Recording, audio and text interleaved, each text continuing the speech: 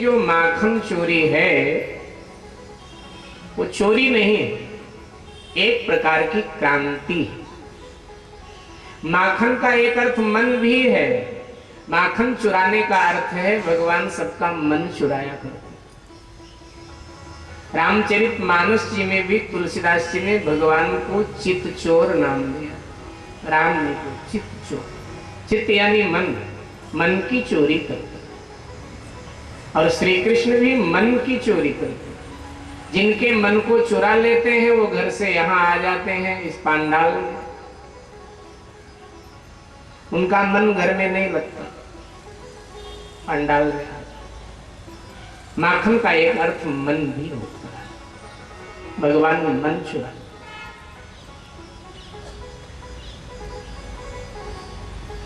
पहली बात, कथा में तर्क को स्थान नहीं है। भक्ति में तर्क चलता ही नहीं। भगवान शंकर ने भी पार्वती जी को फटकार लगाते हुए कहा, राम अतर्क बुद्धिमनवानी मत हमार अस सुनो भवानी। फटकार लगाते हुए पार्वती जी को कहा कि जो परमात्मा है वो तर्क का विषय ही नहीं है, और हे भवानी ये मेरा मत है। शिव जी का तर्क नहीं, विश्वास। अपने सुभाष गर्ग जी ने, सुभाष चंद्र गर्ग जी ने एक पुस्तक मुझे भेंट दिया, मैं उसे पढ़ रहा था। उसमें 3 महापुरुषों के वचन हैं, जयदयाल गोविंदका जी, भाई हनुमान प्रसाद पोहद्दार जी और स्वामी राम सुखदास जी। और ये तीनों ईश्वर प्राप्त पुरुष थे, ईश्वर प्राप्त।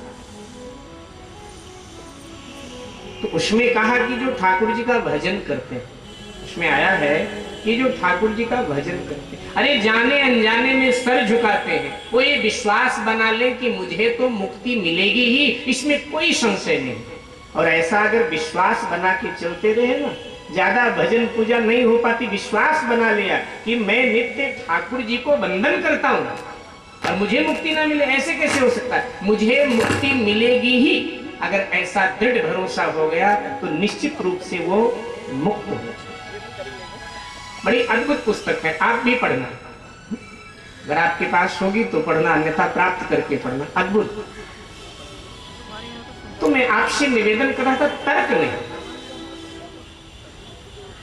लेकिन फिर भी लोग तर्क करते। आधुनिक समय बड़ी विशद लीला है माखन चोरी। भगवान श्री कृष्ण आज अपने सखाओं के मध्य बैठे थे, तो बस हास परिहास में पूछ लिया, अरे हम लोगों की उम्र तंदुरुस्त होने की है, तुम सब कमजोर हो रहे हो। तो सखाओं ने कहा, लगता है कन्हैया तुझे पता नहीं, तुझे मिलता है माखन खाने को, दूध दही खाता पीता है तो तंदुरुस्त होगा ही, लेकिन हमें मिलता नहीं, और जब मिलेगा नहीं तो कमजोर होंगे। तो भगवान ने कहा कि हमने तो सुना है कि हमारे ब्रज में दूध दही की नदियां बहती, तो क्या ये झूठ है? इतनी गाय हर घर में और फिर भी माखन ना मिले तुम लोगों? ग्वालों ने कहा, कन्हैया लगता है तुझे कुछ नहीं पता। तुझे मालूम होना चाहिए कि हर घर में यहाँ दूध दही माखन विपुल मात्रा में होता है, लेकिन प्रातःकाल सब मथुरा कंस के दरबार में पहुंच जाता है। कंस क्या करता है? वो खाता है, उसके सैनिक सिपाही खाते हैं, और जो बच जाता है यमुना में फेंक देता है, बह जाता है। भगवान ने कहा उसके सैनिक सिपाही खाएं, कंस खाए, परिवार के लोग खाएं, ये बात समझ में आती है, लेकिन जो बच जाए वो यमुना में फेंक दे, बह जाए, ये बात समझ में नहीं आती है। ग्वालों ने कहा भगवान वो चाहता है हमारी प्रजा कमजोर बनी रहे, हमारे अनीति का सिक्का उस पर चलता है। और क्या जो उस समय देश की दशा थी, क्या आज वही दशा नहीं? आज भी जो सत्ताधीश है वो यही चाहता है कि प्रजा कमजोर बनी रहे, गरीबी भी बनी रहे, जिससे हम बार बार आते रहें, ये मुद्दे जो हैं समाज में बने रहे, ये हल ना हो। बुरा लगे तो क्षमा करना। जो राज सत्ता होती है वो कभी नहीं चाहती है कि समाज की सारी समस्याएं हल हो जाएं। वो चाहती है कि समस्याएं बनी रहें, हम बार बार सत्ता में इन समस्याओं को लेकर के आते रहें। वो सुलझाना चाहते नहीं, वो चाहते समस्याएं उलझी रहें और हम बार बार सत्ता में आते। कंस चाहता है प्रजा कमजोर बनी रहे, इसलिए ऐसा करना। भगवान श्री कृष्ण ने ग्वालों से कहा, देखो हमारे पूर्वजों में संगठन नहीं था, इसलिए वो कंस का अनाचार तब से अब तक सहन कर रहे हैं, और अगर ऐसे हम रहे तो हमको भी सहन करना पड़ेगा। इसलिए हम चाहते हैं कि सबसे पहले हम सब संगठित हो जाए, एक संगठन बना ले, एक संस्था बना। क्या नाम रखेंगे संस्था का? भगवान ने कहा कि नाम तो हमने पहले ही सोच रखा है। संस्था का हम नाम रखेंगे चौर्य विद्या प्रचार मंडल। हम चोरी की विद्या का प्रचार करेंगे। ये भी एक विद्या ही तो है। आप अपने घर में आराम से सोते रहते हैं और सामान उठाने वाले लेके चले जाते हैं, आपको पता नहीं। आप ट्रेन में बस में यात्रा करते रहते हैं, आपके पॉकेट में से पैसा निकल जाता है, आपको पता नहीं। विद्या ही तो है, उसने निकाल लिया, आपको पता नहीं चलता। तो कहा कि हम चोरी की विद्या का प्रचार करेंगे, क्योंकि जरूरी है, देश के हित में चोरी, राष्ट्र के हित में है चोरी, इसलिए हम चोरी करेंगे। उससे पहले दो काम और करेंगे। क्या?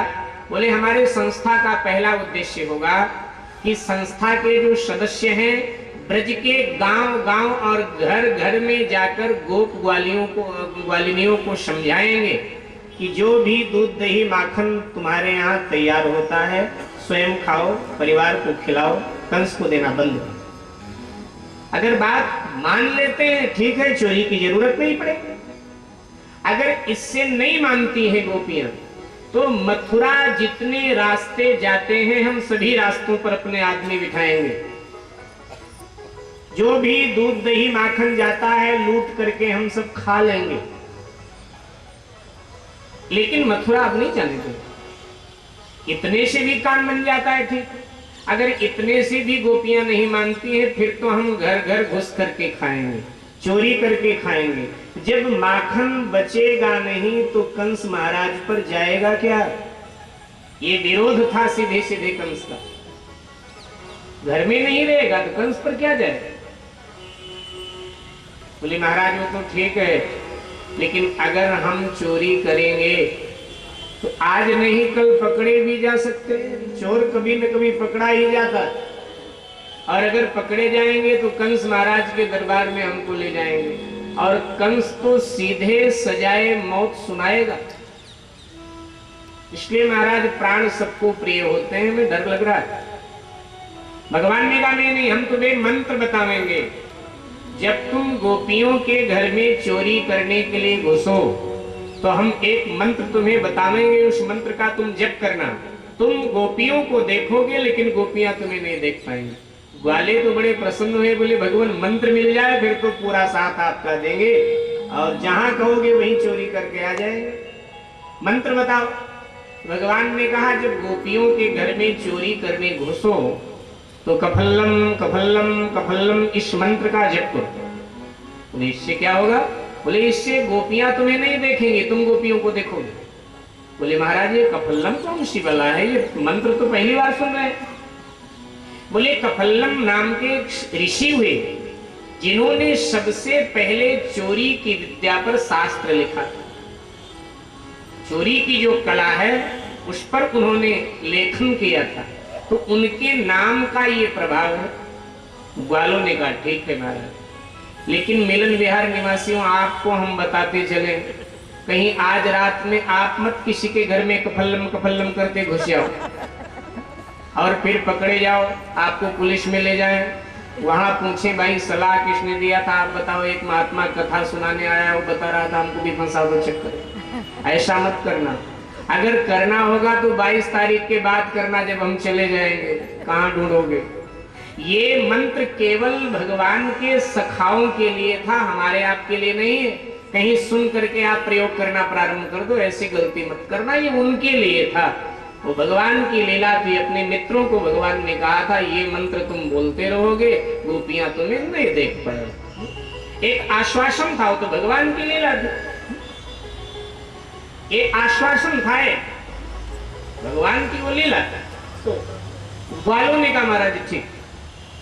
अब ये जो इस संस्था के सदस्य थे, ब्रज के हर गांव हर घर में जा जाकर गोपियों को समझाते कि भाई कंस को माखन देना बंद करो।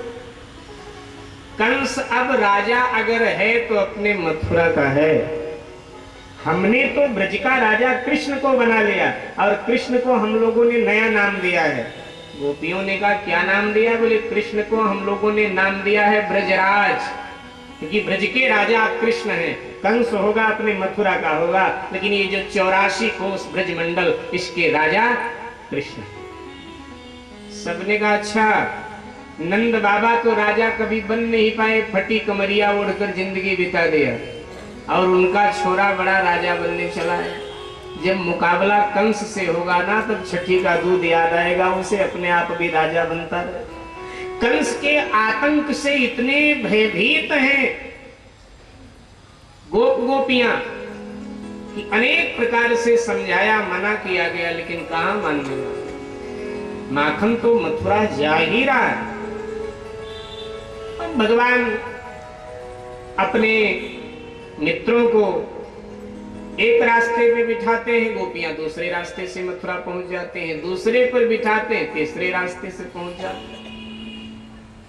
मिल जाती हैं तो फिर लूटपाट हो जाता है, मटकी फोड़ दी जाती है, माखन लूट लिया जाता है। शिकायतों पर शिकायतें यशोदा माँ के यहाँ आती, रोज नई नई शिकायतें। ब्रज के लोक गीतों में बड़ा सुंदर वर्णन है। आइए थोड़ी देर ब्रज के लोक गीतों का आश्रय लेते हैं, ब्रज भूमि में चलते हैं थोड़ी देर के लिए। इसी लीला का बड़ा सुंदर वर्णन है ब्रज की भाषा में, ब्रज के लोक गीतों। इकली घेरी बन में आए, इकली घेरी बन में आए, श्याम तेने कैसे ठानी रे। इकली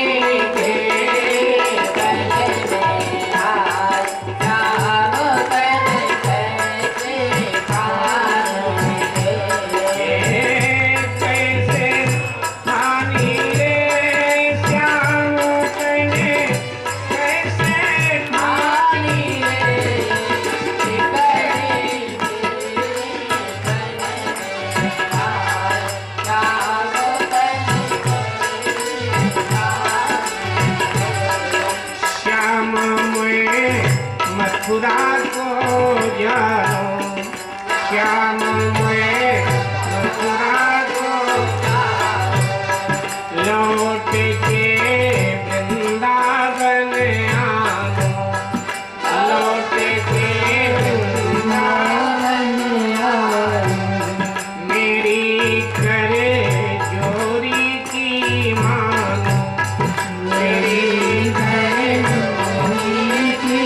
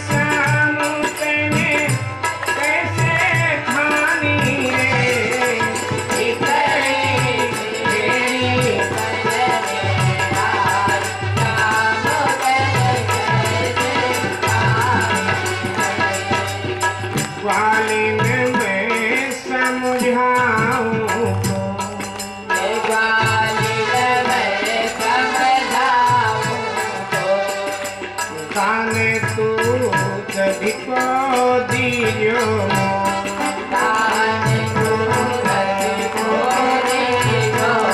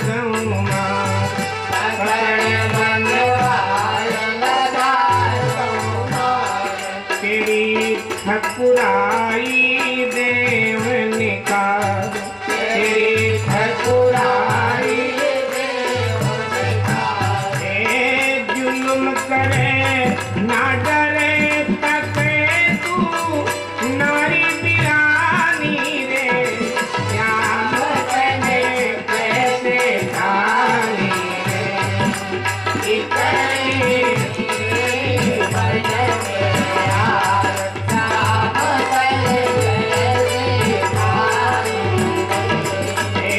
जुल्म करे ना डरे तके तू नारी बिरानी रे श्याम तने कैसे जानी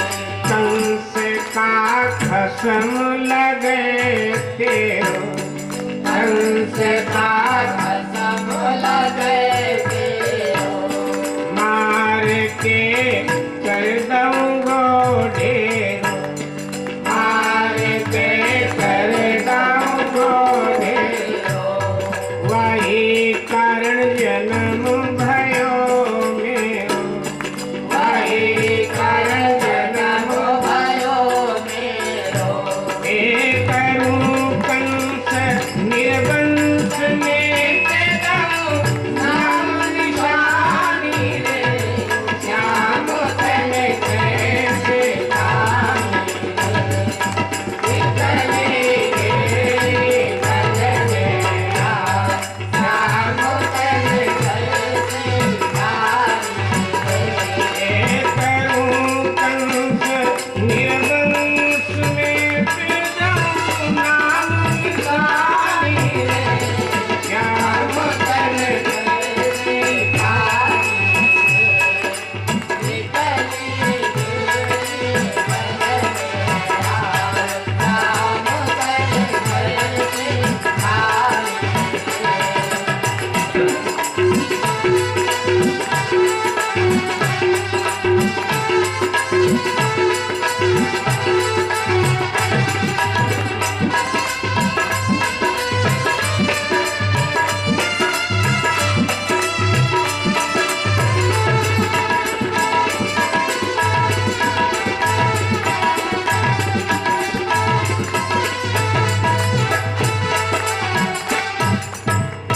गोपियां शिकायत लेकर माँ के पास आती हैं। अरे मैया, तेरा लाला हमारी राह रोके, ब्रज की भाषा में बाट रोके, हमारी मटकी फोड़ दे, माखन लूट के खा ले। घर जाएंगी तो हमारी ननद, हमारी सासू हमारी पिटाई करेंगे कि माखन भी बेकार किया, मटकी भी फुड़वा लाए। और कंस के दरबार में जाए तो वो गालियां देगा। मैया ने भगवान का हाथ पकड़ा और पूछा, क्यों रे, रास्ता रोके, ये तोड़ फोड़ करे क्यों? भगवान ने कहा, मैया हमने कछु ना किया, ये जा रही थी, रास्ते में कीचड़ था, फिसल के गिर गई, अपने आप मटकी फूट गई। अब घर में सासू की डांट ना पड़े, यही कारण मेरा नाम लगा रहे। भगवान कहे और मैया ना माने, कैसे हो सकता? मैया भी बिगड़ गई कि रोज आ जाती हो, नुकसान खुद से होता है, नाम मेरे लाला का लगा देती हो। तुम्हारे इतने इतने बच्चे हम नहीं चिढ़ते हैं, हमारे एक से इतना चिढ़ते हो तुम लोग। ऐसे मत करो। कभी कह देती हो कि मैया तेरे लाला ने बछड़ा खोल दिया, गाय का दूध पी